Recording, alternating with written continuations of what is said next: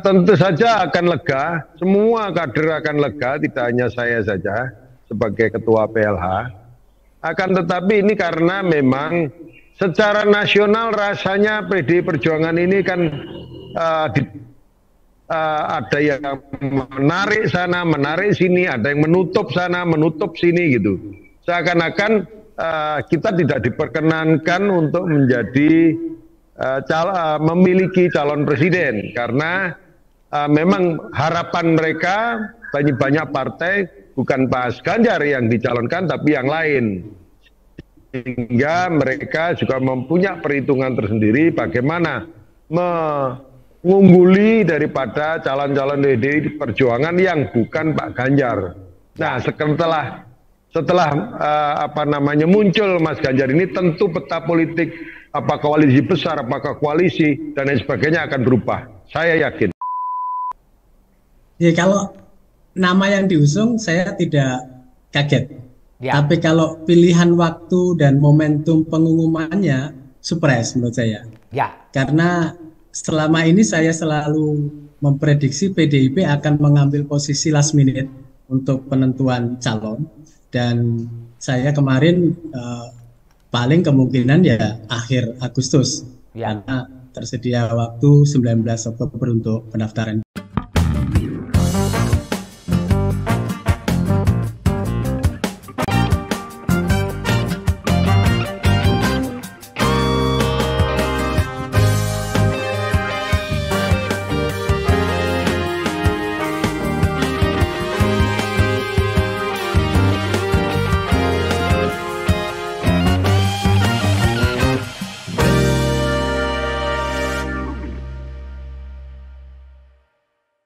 Dengan mengucapkan Bismillahirrohmanirrohim, menetapkan Saudara Ganjar Pranowo sekarang adalah Gubernur Jawa Tengah sebagai kader dan petugas partai untuk ditingkatkan penugasannya sebagai calon Presiden Republik Indonesia dari Partai Demokrasi Indonesia Perjuangan.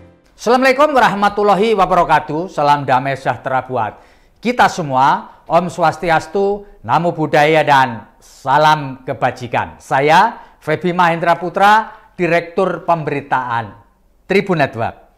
Tribuners, baru saja pada tanggal 21 April 2023 hari ini, tepat hari Jumat, Ketua Umum DPP PDI Perjuangan Megawati Soekarno Putri memberikan kejutan berupa pengumuman mengenai bakal calon presiden dari PDI Perjuangan. Namanya memang sudah tidak asing lagi bagi kita semua. Beliau adalah Gubernur Jawa Tengah Ganjar Pranowo. Dan untuk ngobrolin kejutan pada tanggal 21 April 2024 ini telah bersama dengan saya Pak Budi Sulistiono yang akrab dipanggil Mas Kanang. Beliau adalah Pelaksana Harian Ketua DPD PDI Jawa Timur dan juga pengamat politik dari Universitas Trunojoyo Madura, Pak Surohim Abdussalam. Saya ingin menyapa dua narasumber kita. Assalamualaikum Mas Kanang. Yo, waalaikumsalam Mas. Ya, saya juga menyampaikan assalamualaikum Pak Surohim Abdussalam. Waalaikumsalam, Mas Feby. Salam sehat. Terima kasih banyak. Saya mau ke Pak Kanang dulu. Pak Kanang, Anda tadi kan mengikuti rapat lewat virtual yang dipimpin oleh Bu Megawati pengumuman. Pak Kanang, Anda merasa surprise dan terkejut nggak dengan pengumuman yang disampaikan oleh Ibu Ketua Umum tadi, Pak? Pak Kanang? Ya, jadi gini Mas, kalau surprise Pak, ya, halo. Ya Pak, lanjut. Jadi dengar nggak? Halo. Ya Pak, lanjut. Bisa ya, bisa ya. Bisa. Oke. Nah, kalau bisa ya, oke. Kalau masalah surprise atau keterkejutan tentang pengumuman ini, kalau waktu ya, kalau waktu memang sepertinya Ibu mempercepat lah dari target yang yang direncanakan, yaitu paling lambat atau itu kurang lebih bulan Juni. Ya. Itu kita akan kumpul di sana memperingati Hari Pancasila itu 1 Juni. Nah, kemudian masalah nama, saya kira walaupun di dalam bahasa tubuh maupun bahasa lisannya Ibu itu tidak pernah kelihatan, tapi dari pengalaman kita ketika Pak Jokowi dan lain sebagainya, Ibu selalu bicara tentang realistisnya keinginan masyarakat. Sehingga dalam hal ini masyarakat jelas melalui survei, melalui langsung dan lain sebagainya, Pak Ganjar memang lebih dikehendaki di dalam masyarakat selain PDI Perjuangan. Maka ini nggak terkejut lah, saya yakin bahwa Pak Ganjar akan direkomendasi sebagai petugas partai pengganti Pak Jokowi ke depan. Kira-kira gitu. Jadi keterkejutan tentang waktu aja lah, kira-kira begitu. Ya, Pak Kanang, Anda sebagai kader PDI merasa lega nggak Pak Ganjar kemudian diberi amanah sebagai bakal calon, Pak? Ya, tentu saja akan lega. Semua kader akan lega, tidak hanya saya saja sebagai ketua PLH. Akan tetapi ini karena memang secara nasional rasanya PDI Perjuangan ini kan ada yang menarik sana, menarik sini, ada yang menutup sana, menutup sini gitu. Seakan-akan kita tidak diperkenankan untuk menjadi memiliki calon presiden karena memang harapan mereka banyak partai bukan Pak Ganjar yang dicalonkan tapi yang lain. Sehingga mereka juga mempunyai perhitungan tersendiri bagaimana mengungguli daripada calon-calon PDI Perjuangan yang bukan Pak Ganjar. Nah, setelah muncul Mas Ganjar ini, tentu peta politik apakah koalisi besar, apakah koalisi dan lain sebagainya akan berubah. Saya yakin. Kira-kira begitu. Pak Kanang, tadi selain memberi amanah kepada Pak Ganjar, Bu Mega juga memberi amanah kepada Mbak Puan dan Mas Prananda Prabowo. Buat Mas Kanang ini maknanya apa, Mas? Iya, tentu saja Mbak Puan yang selama ini disorong juga oleh oleh kader-kader internal kita untuk mencalonkan diri dan lain sebagainya. Tentu saja ini adalah sesuatu kehormatan juga ya, karena Mbak Puan juga tidak hanya mensukseskan Mas Ganjar, tidak hanya kali ini saja ketika gubernur, panglima perangnya, panglima pensuksesnya adalah Mbak Puan sendiri.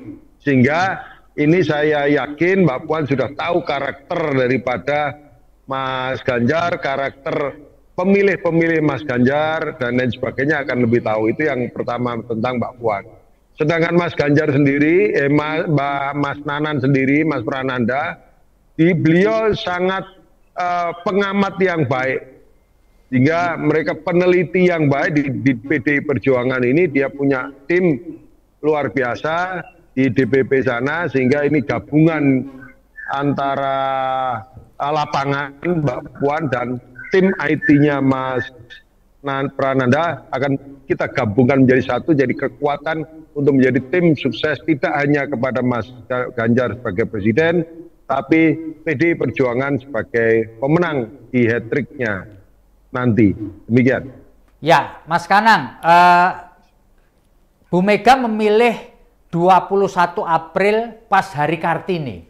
Ini adakah makna di balik itu, Mas Kanang? Ya, kalau saya membacanya tidak hanya makna daripada makna perempuan itu sendiri sebagai simbol kekuatan, simbol kemajuan bangsa ini, tapi justru bagaimana waktu Hari Raya ini menjadi hal yang tepat sekali untuk mendeklarasikan, mengumumkan calon presiden yang memang diharapkan betul oleh seluruh warga masyarakat. Jadi maknanya justru ada di Hari Raya Idul Fitrinya, kalau menurut saya, daripada makna daripada Hari Kartininya. Kira-kira begitu, Mas Feby. Ya, oke, saya ingin bergeser sebentar ke Pak Surokim Abdussalam. Pak Surokim, apakah sama dengan pertanyaan saya pada Mas Kanang tadi, apakah Anda merasa surprise Ibu Mega mengumumkan ini sebelum Juni, bahkan sebelum Agustus, dan bersamaan dengan Hari Kartini, dan Mas Kanang tadi menyebutkan pada saat Idul Fitri? Silakan Pak Abdul Salam. Ya, kalau nama yang diusung saya tidak kaget. Ya. Tapi kalau pilihan waktu dan momentum pengumumannya surprise menurut saya. Ya. Karena selama ini saya selalu memprediksi PDIP akan mengambil posisi last minute untuk penentuan calon, dan saya kemarin paling kemungkinan ya akhir Agustus, karena tersedia waktu 19 Oktober untuk pendaftaran itu. Nah, dengan majunya pengumuman siapa yang diusung oleh PDIP di bulan April seperti ini, berarti sebenarnya PDIP ingin mencoba membangun koalisi besar. Ya. Kalau yang pilihan last minute, nah itu kemungkinan besar PDI akan running sendiri, ya, dengan memenuhi persyaratan, tentu saja pemenuhan persyaratan tadi. Tapi kalau waktunya April seperti ini, sebenarnya itu juga pesan dan sinyal kepada partai-partai lain, silakan bagi yang mau bergabung, PDIP sudah punya calon presiden yang akan diusung, yakni Pak Ganjar Pranowo. Nah, saya kira waktu April, Mei, Juni, Juli, Agustus ini, saya kira cukup waktu bagi partai-partai lain yang tertarik untuk mengusung Pak Ganjar Pranowo bisa bergabung di dalam koalisi PDIP. Saya kira PDIP kali ini cukup serius ya. Kalau last minute, saya pikir over PDIP. Tapi kali ini April, saya pikir PDIP betul-betul ingin membuka peluang bagi partai lain untuk berkoalisi dalam rangka memenangkan Pilpres 2024. Ternyata PDIP keinginan untuk hat-trick itu juga semakin besar, semakin tinggi, dan sudah sering kita terima sinyalnya bahwa PDIP ingin mendata posisi untuk mengusung calon presidennya. Dan hari ini mereka sudah mengumumkan, saya kira ini akan menjadi bandul bagi terbentuknya koalisi yang lain, karena memang sedang ditunggu PDIP sebenarnya arahnya mau kemana. Karena di sana juga ada KIB, ada koalisi perubahan, ada koalisi Indonesia Raya, dan lain-lain. Jadi saya pikir ini akan sangat mempengaruhi konstelasi, dan PDIP sudah mengambil keputusan, dan ini akan mempengaruhi konstelasi apakah KIB akan tetap berjalan sendiri ataukah bergabung dengan PDIP melalui Pak Jokowi, ataukah mungkin bahkan koalisi Indonesia Raya juga akan bergabung dengan PDIP menjadi koalisi besar, akan head to head melawan koalisi perubahan. Saya kira itu masih tersedia cukup waktu sampai bulan Agustus.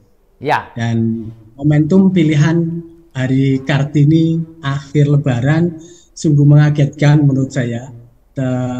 Tidak ada sinyal angin, tidak ada sinyal apa, kemudian mendadak begitu cepat diumumkan. Saya kira PDIP juga sedang mengajari kita semua bahwa kalian jangan mengatur PDIP, kami punya otonomi sendiri terhadap hal ini. Dan saya kira ini pesan yang ingin juga disampaikan PDI, bahwa PDIP tidak ingin ikut-ikut arus gitu ya. Dia punya momentum sendiri yang diputuskan sendiri, dan dia sangat tidak tergantung pada kondisi eksternalnya. Jadi saya kira cukup banyak pesan-pesan yang hendak disampaikan oleh PDI. Selain memilih Hari Kartini tadi itu juga bagian poin yang penting untuk disadari bahwa Mas Ganjar, betapapun calon presiden yang diusung PDIP, tetaplah dalam bahasa Pak Kanang dan teman-teman PDI adalah kader partai yang ditugaskan oleh Ibu Megawati sebagai ketua umum. Pak, saya ingin bergeser lagi ke Pak Kanang. Pak Kanang, apakah penunjukan Pak Ganjar sekarang ini akan memberi pengaruh efek ekor jas kepada PDIP, terutama di Jawa Timur, Pak Kanang? Ya, insya Allah lah. Saya yakin karena banyak yang masa-masa kita yang mengambang, gitu ya. Itu masih menunggu siapa calonnya PDI Perjuangan. Ya. Jadi saya yakin kalau akan muncul penambahan dari PDI Perjuangan dari ekor jasnya Mas Ganjar 10-15% akan bertambah lah kira-kira begitu. Jadi sangat berpengaruh di Jawa Timur terutama. Kalau Jawa Tengah otomatis lah itu nggak usah dibicarakan lagi. Nah kira-kira gitu Mas Febi. Kalau kita bicara efek ekor jasnya atau Ganjar efeknya akan mengatakan demikian. Terima kasih. Ya, Pak Kanang, Jawa Timur ini potensi elektoralnya terbesar kedua di Indonesia setelah Jawa Barat. Bisa diberi gambaran Pak Kanang, apa yang kira-kira prioritas akan dilakukan oleh para kader PDI Perjuangan di Jawa Timur, terutama pengurus DPD PDI Perjuangan Jawa Timur, Pak? Silakan, Pak. Ya, yang pertama setelah ada PLT dan PLH, kita sudah melakukan konsolidasi akbar di semua titik dapil yang ada. Ini yang pertama. Dan itu selalu juga ditanyakan oleh masyarakat, siapa presiden? Ini. Ya. Dan halo Pak. Itu ketika pesan bahwa, halo? Ya Pak, lanjut. Selalu bicara tentang Pak Ganjar, kita harapan. Ya, harapan mereka adalah Pak Ganjar untuk bisa direkomendasi oleh partai. Nah, sekarang jawabannya sudah muncul. Tentu saja setelah kita kurang lebih sekarang survei yang sudah kita lakukan sekitar 25% Jawa Timur. Ada kemungkinan kita bisa naik menjadi 35% untuk Jawa Timur PDI Perjuangan akibat daripada rekomendasi presiden kepada calon presiden kepada Pak Ganjar ini. Sehingga secara automatically bahwa Pak Ganjar memiliki efek tentang bagaimana kita meraih hat-trick itu di Jawa Timur. Kira-kira begitu, Mas Febi. Ya, oke. Saya kembali ke Pak Abdul Salam. Pak Abdul Salam, tadi Anda mengatakan saya tidak terkejut ketika nama Ganjar Pranowo diumumkan Bu Megawati Soekarno Putri.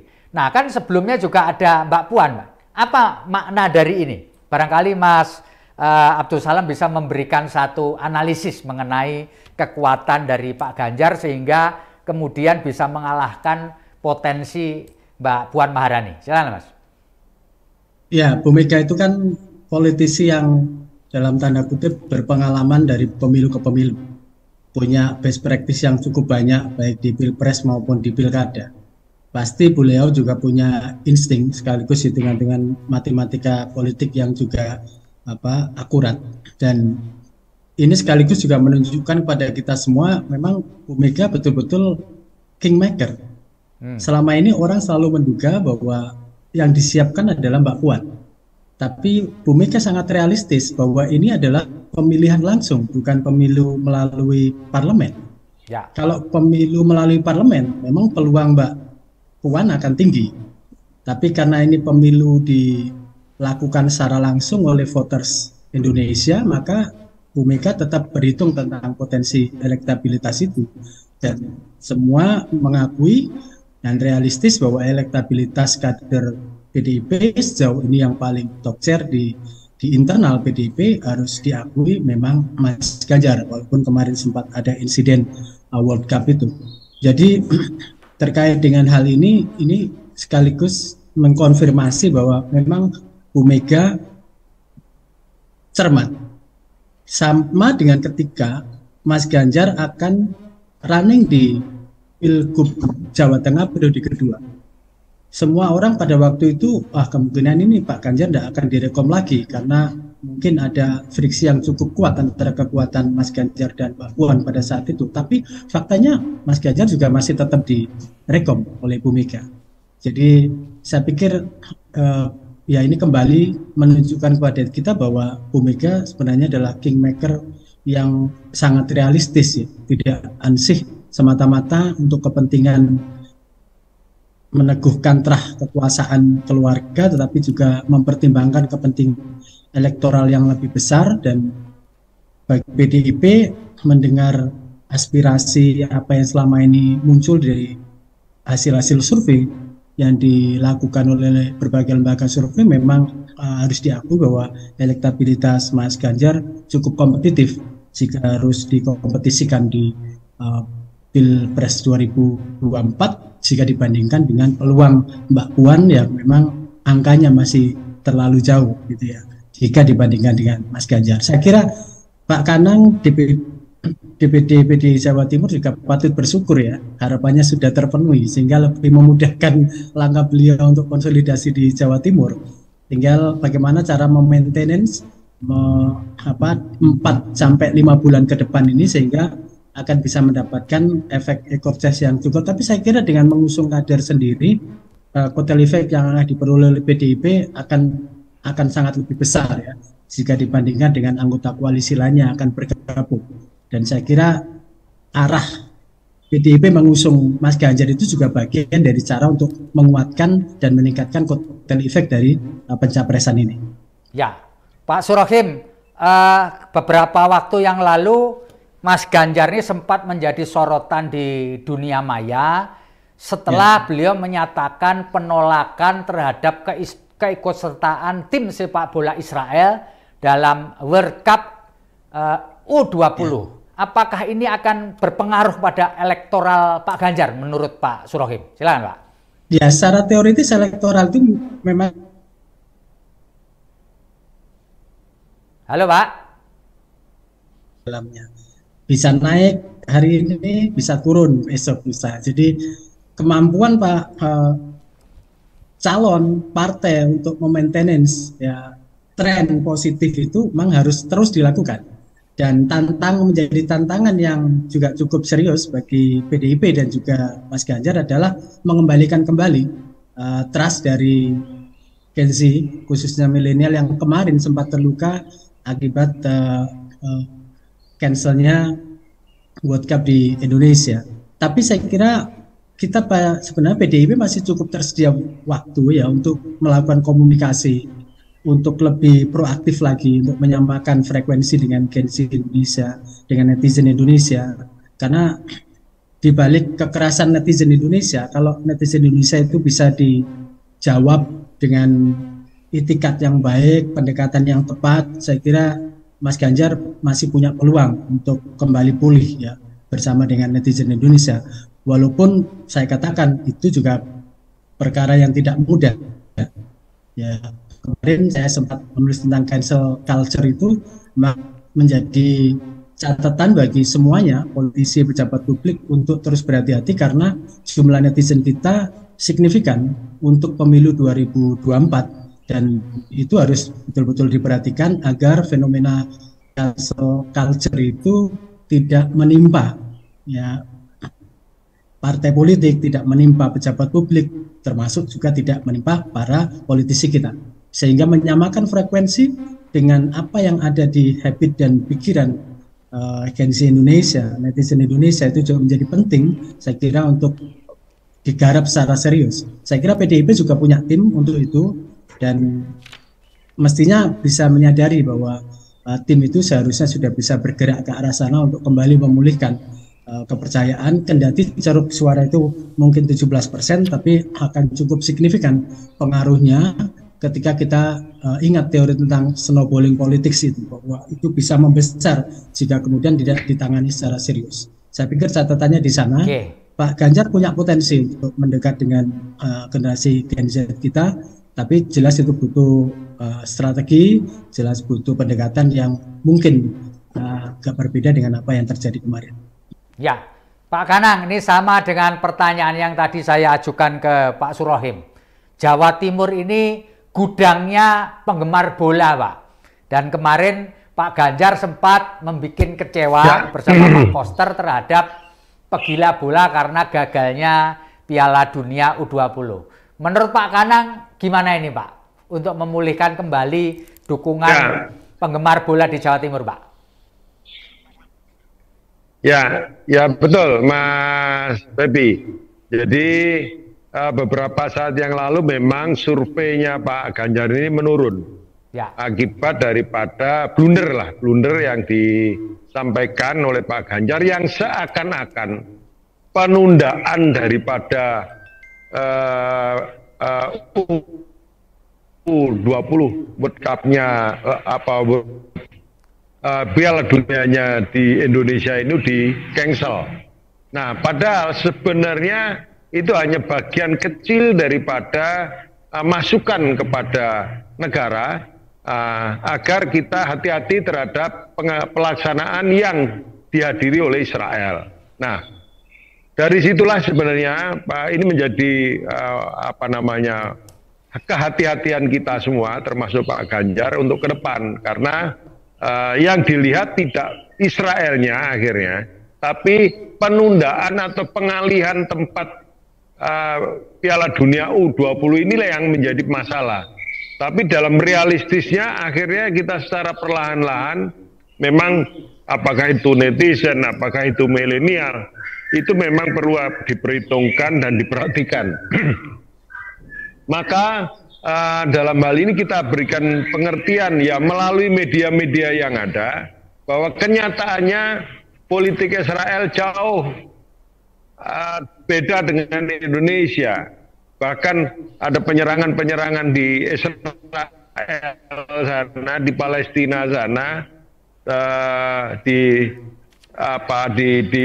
di Palestina yang memang setelah pernyataannya Pak Ganjar ini justru harus diberikan pengertian secara intens. Saya yakin dalam waktu dekat ini kita juga akan lakukan survei lagi, ya ini sedang berjalan, dan setelah kita coba berikan pengertian para netizen, para milenial, penggemar bola terutama. Nah ini saya yakin ini sudah mulai mengerti, sudah mulai meng-calling down kan semuanya, dan nanti saya yakin akan pulih seperti sedia kala dan kita akan terus deketi, kita lakukan perlakuan dengan baik. Saya kira demikian, Mas Febi. Ya, Pak Surohim, saya mau geser Pak Surohim. Pak, ini kan wakil presiden belum calon wakil presiden atau bakal calon wakil presiden pendamping Pak Ganjar kan belum disampaikan oleh Bu Megawati. Menurut perkiraan Pak Surohim, di antara stok yang ada ini Pak, yang bisa membantu elektoralnya Pak Ganjar itu siapa ya Pak? Ya, penentuan Wapres itu sepertinya akan sangat bergantung pada dinamika koalisi yang akan terbentuk. Ya. Kalau PDIP kemudian sendirian mengusung Mas Ganjar, memang PDIP akan lebih leluasa ya, memasangkan Mas Ganjar dengan siapa saja kehendak Bu Mega. Tapi ketika kemudian PDIP akan membangun koalisi bersama dengan partai-partai lain, maka biasanya PDIP akan memasrahkan target itu kepada koalisi-koalisi yang lain. Karena memang target utama PDIP memang pada capresnya, bukan cawapresnya. Karena persoalan kotel efek tadi itu ternyata yang paling besar itu ada di capresnya. Dan jika kemudian nanti akan terbentuk koalisi besar, saya kira dinamika yang akan terjadi di partai pengusung akan mempengaruhi siapakah wakil presiden yang akan dicalonkan. Seperti kejadian pada saat Pak Jokowi akan mengusung capres yang sempat tarik ulur ya, antara Pak Mahfud MD dan Pak Yai Ma'ruf waktu itu. Dan PDIP mengambil langkah untuk memasrahkan itu kepada anggota-anggota koalisi. Siapa sebaiknya dari anggota koalisi itu. Ternyata kemudian mereka mengambil aman semua, mengambil safe posisinya untuk mengusung Pak Yai Ma'ruf. Tetapi dinamika politik yang sekarang tentu berbeda dengan 5 tahun yang lalu. Sekarang lebih dinamis lagi karena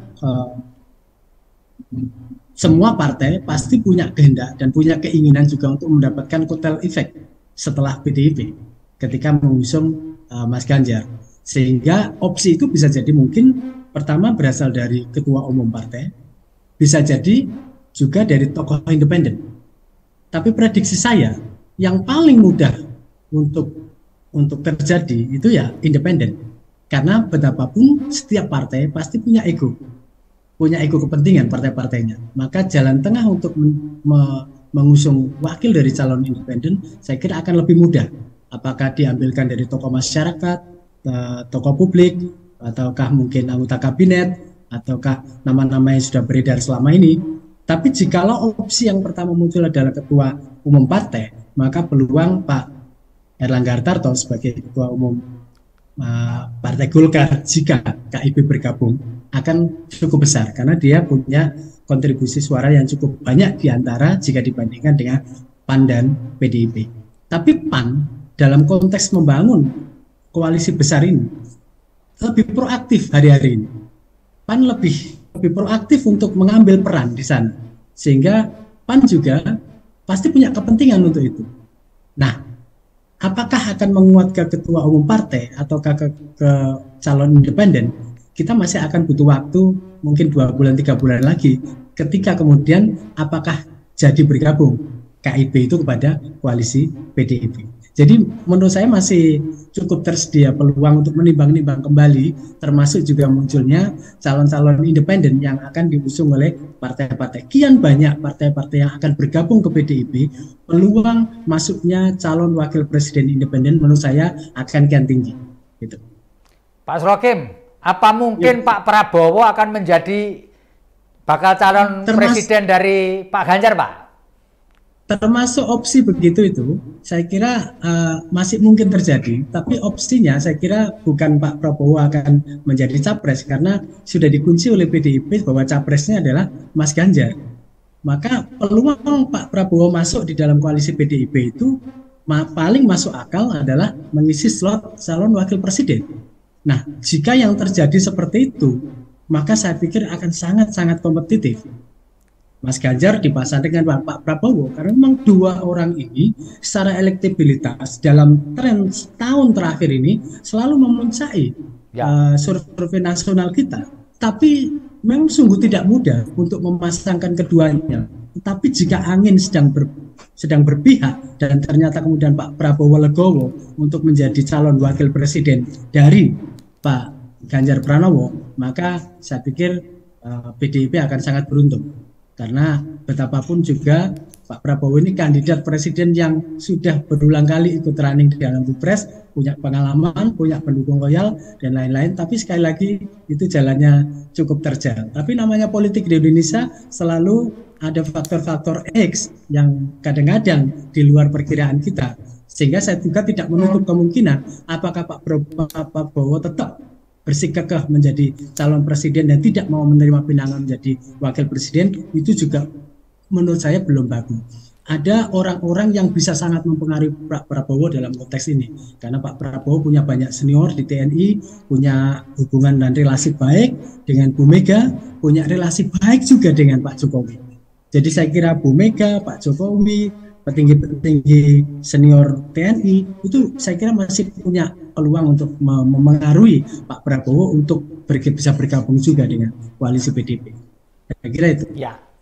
Baik, ini pertanyaan pamungkas untuk Pak Kanang. Pak Kanang, apa yang ingin Anda sampaikan kepada kader PDIP di Jawa Timur dan pemilih atau pemilik suara Jawa Timur terkait dengan pemberian amanah kepada Pak Ganjar sebagai bakal calon presiden di tahun 2024. Silakan Pak Kanang. Ya, mungkin saya ikut menanggapi sedikit tentang koalisi tadi, Pak. Ya. Jadi yang pertama tentang koalisi, saya yakin setelah muncul nama Pak Ganjar ini akan terbentuk lagi koalisi-koalisi baru.